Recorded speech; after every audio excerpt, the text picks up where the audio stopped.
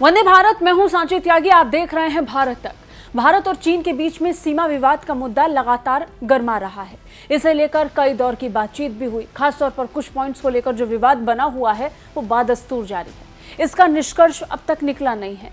अब इस बीच कुछ जानकारियां हासिल हो रही है जिसमें बताया जा रहा है कि भारत चीन के बीच में एक हॉटलाइन बनेगी और इस हॉटलाइन के जरिए से दोनों देश अपने विवाद को सुलझाने की कोशिश करेंगे।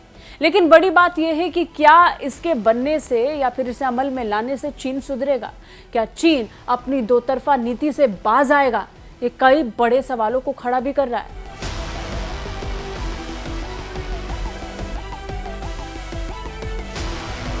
भारत और चीन एलएसी पर स्थिति के किसी भी संभावित विवाद या टकराव को रोकने के लिए और सीमा पर दोनों देशों के बीच मुद्दों को खुली और सीधी वार्ता करने के लिए कई जरूरी कदम उठा रहे हैं।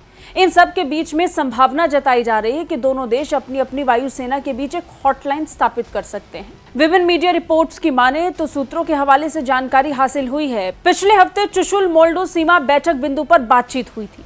इसमें चीनी और भारतीय वायुसेना के बीच सीधी हॉटलाइन होने के मुद्दे पर भी चर्चा हुई।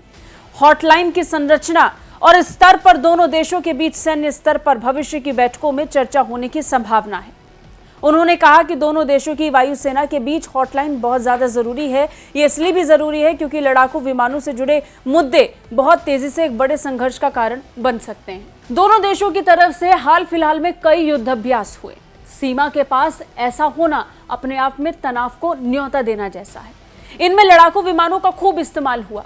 अब इसे समझते हुए और इस जरूरत को महसूस करते हुए कि कहीं इस तरीके के युद्ध अभ्यास या फिर जिस तरीके से फाइटर जेट्स का इस्तेमाल होता है वो कहीं आने वाले दिनों में तनाव को न्योता ना दे दे, इस बात को समझते हुए ये हॉटलाइन बनाने की चर्चा जो है वो जोर पकड़ रही है। जानकारी के मुताबिक दोनों देशों की वायुसेनाओं के बीच में हॉटलाइन पर चर्चा हुई है। पूर्वी लद्दाख सेक्टर मंग हाल ही में चीनी वायुसेना की गतिविधियों को देखते हुए जरूरी हो गई है। यहाँ के 10 किलोमीटर के कॉन्फिडेंस बिल्डिंग मेजर लाइन का अक्सर उल्लंघन करते रहते हैं, जिसे देखते हुए तनाव गहरा सकता है। बात अगर भारत चीन के बीच में होने वाली बैठकों का करें या फिर जिस तरीके का तनाव बढ़ा हुआ है उसे देखते हुए विशेष स्तर पर बातचीत करने की जरूरत पर बल कई मौकों पर दिया गया है।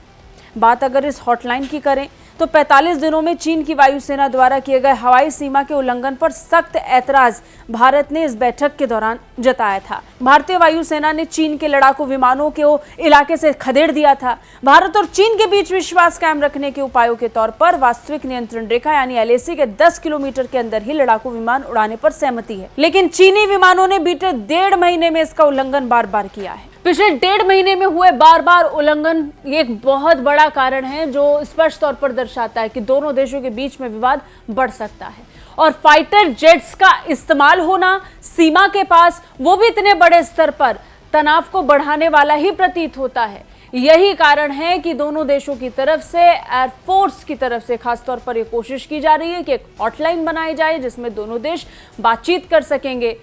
कैसे, कब युद्ध अभ्यास करना है या फाइटर जेट्स का इस्तेमाल करना है, किस संदर्भ में करना है, इसके लिए भी जानकारी दोनों देशों के पास रहे। कोशिश इस हॉटलाइन को बनाने की ये भी रहेगी।